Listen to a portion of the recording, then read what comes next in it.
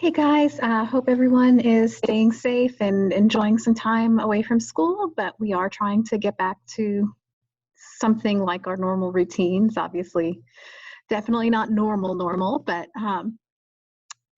um, since we did so much of our stuff online already, hopefully it shouldn't be too challenging, but I just wanted to walk everybody through our assignments for this coming week. So I think the way we have it set up right now, the calendar view might be the simplest way to see what's coming up. Instead of, I think for y'all, it's mostly all in the Unit 7 module that we just are starting. Plus, we have a pre-existing assignment from the senior memory book. But I like the calendar one just because you can see it all right there. And per Mr. Hasselbach's instructions, I just have everything for next week, the week that starts with March 23rd and goes through March 27th, due that following Monday, March 30th, just to make it simple and consistent and accommodate the fact that everybody has different things going on right now.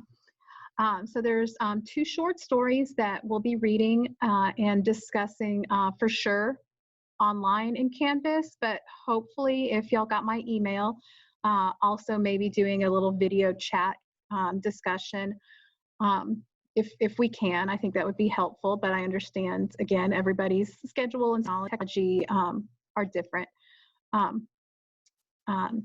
Speaking of that, before I forget, so I did send to your email, and I'll post the link on Canvas too, just a really short survey asking about your time preferences for when would be best if you could join a chat like that, and what days or times you might have conflicts that you couldn't. So I can just kind of do my best to find something that works for as many people as possible. Obviously, like I said, I know some of y'all will not have the same access to technology and things. So anything that we do in those will either be extra credit or just added on to what we're already doing.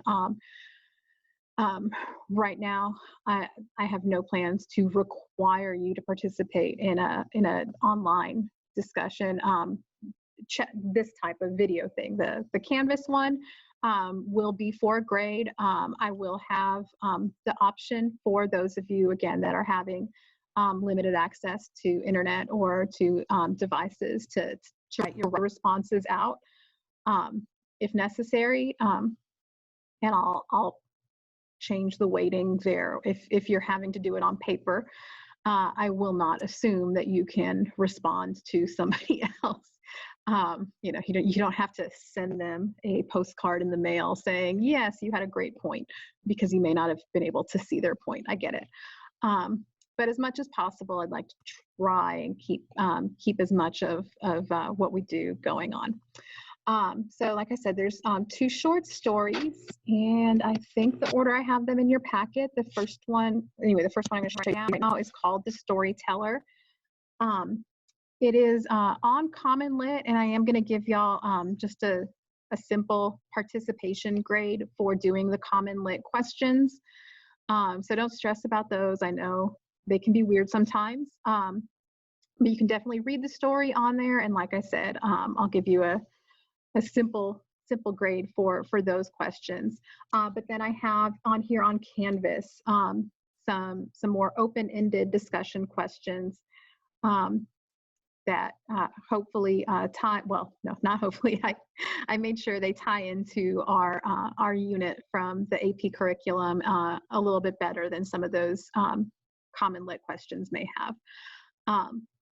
So you just pick one of these. I think I gave you at least 4 or 5 questions to choose from. And you should, I'm in student view on Canvas, so this is a little wonky for me, but you should, I believe, be able to open this up and just respond in here like you normally would. So click down here, click reply, and just start typing. Sorry for the jazz hands. So that's the first story. The second story is also online, but it's not on Common Lit, so you don't have to do, not even for a participation grade, there's no multiple choice questions with this one. But it is on, and I'm sorry, it's fine art, but it is for some reason a slightly graphic image that comes up there. So I have apologies for your precious young eyes. But anyhow, the story is here. It is nice and short, but there's a lot going on with it. And like I said, I hope we're able to talk to it. This is how it begins, where it says, "And Madame Blanchard believed that I am happy." That's where it starts.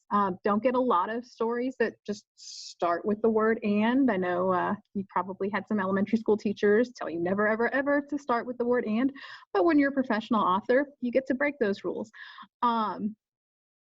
So it will take a little bit of adjusting here to see that, like, the author Porter, she does not use quotation marks to set apart the dialogue. Almost the whole thing is being told by our narrator, this maid, to her boss, this Madame Blanchard. But I'm sorry, my French is not great. Not sure if that's the right way to say it. I would probably just say Blanchard. But I know this is a fancy New Orleans family, so they're probably more French than that. So as long as you read carefully, it's not super hard to figure out when there's every once in a while, you know, there are some quotation marks. Okay, anyway, so like I said, it's short, but there's a lot of depth going on there, and there's I think a lot to be looked at as far as the reliability of the narrator and why she's choosing to tell this story and all that. So it's kind of story within a story situation. Okay, so there is that. And then hopefully we're all still chugging along on our Latin American books. So I have some questions. This is slightly a lie here when it says these questions are from our current unit, because in my haste, I recycled the questions from the last unit. So I do have for next week the questions that actually come from Unit 7. But for now, I think since these are different books and since you have, again, at least 4 or 5 choices of prompts to respond to, it shouldn't be too stressful that they're the same prompts. And I think we're making pretty good progress as far as preparing for the test in May. So, all right. So those are our main assignments for the week, but we did already have the chapter 13 from the senior memory book. So if you're, again, able to, obviously for people with limited device access, if you need to handwrite this time instead of typing and all that, we can deal with that. But let's try and stay on track for that, just because since this is something we've been working on all year and hopefully you'll be putting together and actually wanting to save, then it would be awkward if it just ended with your freshman year. So I do still have a calendar for almost 2 weeks away, but the 50 device project being due on April 1st. Probably push that back. I know we're making a lot of decisions still. Well, I'm not making decisions. The district is making decisions still. But so assuming, even if we were back in school that week, which really don't know yet if we would be or not, I still might push it back anyway. I know they're making some adjustments to like we don't have to have a CBA for the 6 weeks, which haha, you guys already took your mock AP tests, so kind of already did that, but we'll probably have some leeway to not have all 4 of those test grades, I'm guessing, for this 6 weeks. So I might push that back for, again, that's I'm playing it all by ear.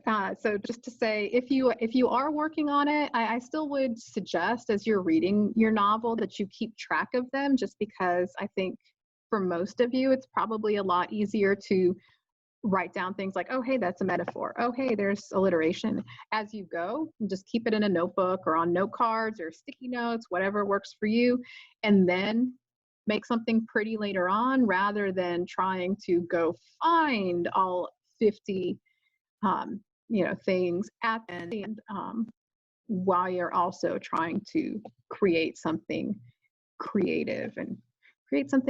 That's some good English there. Okay, I think I'll stop before I dig myself any deeper. Like I said, I hope everyone's doing well. If you have any questions, I'm here for you. You can reach me on my phone. If you call my school phone, it's extension 2038. It should be going through to my cell phone. So even on the days that I might not be in the classroom, because I'm not going to stay in the classroom by myself too much. It's weird. You should still be able to get through to me. Also email and the messages in Canvas and everything. I'll be checking all of that all the time. So reach out if you need me, and please go ahead and fill out that survey to let me know when you might be, been sitting still too long, when you might be available for virtual discussions, because I think that would be really nice to be able to keep that going. All right, I'll try and end this with minimum awkwardness.